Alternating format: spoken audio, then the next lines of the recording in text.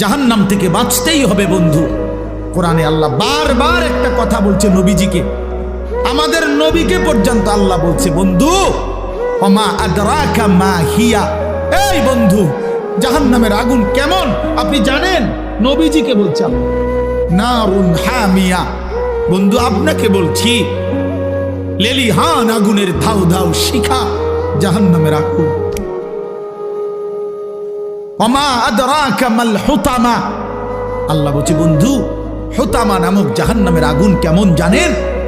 তো নবীজিকে আল্লাহ বলছে নারুল্লাহিল মুকাদা, আল্লাহ বলছে নবী আমি আমার কর্মচারী দিয়ে আগুন লাগাই নাই, আমি আমার কাজের লোক দিয়ে আগুনটা লাগাই নাই, আমি আল্লাহর হাতে লাগানো জাহান্নামের আগুন, এই আগুন আমি লাগাই দিছি।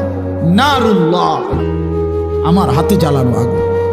আল্লাতী তাত্তাদিউ আলাল আফইদা, আল্লাহ বলে বন্ধু জাহান্নামের আগুনের প্রথম ফোঁটা, প্রথম স্পর্শ যখন জাহান্নামের আগুনের লাগবে, ছুঁইবে, সাথে সাথে নাফরমানের পুরা দেহ, ভিতরের সমস্ত অঙ্গ প্রত্যঙ্গ, কলজা সুদ্ধা একই মুহূর্তে জ্বালায়া ফেলবে।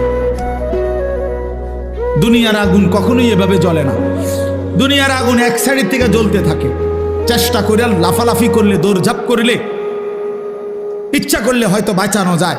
এটুকু পুড়ে গেছে বাকিটা বাইচা গেছে, এটুকু পুড়া গেছে বাকিটা বাইচা গেছে, আঙ্গুলগুলো পুড়া গেছে বাকিটা বাইচা গেছে, ঠিক না? দুনিয়ার আগুন এরকম ধীরে ধীরে পড়ে, ধীরে ধীরে ধীরে ধীরে। কিন্তু আল্লাহর কসম, আল্লাহ কোরআনে বলছে জাহান্নামের আগুন যখন প্রথম সেকেন্ড স্পর্শ করবে, কলজা সুদ্ধা ভেতর বাহির পুরাটা একসাথে প্রথম মুহূর্তেই জ্বালায় ফেলবে।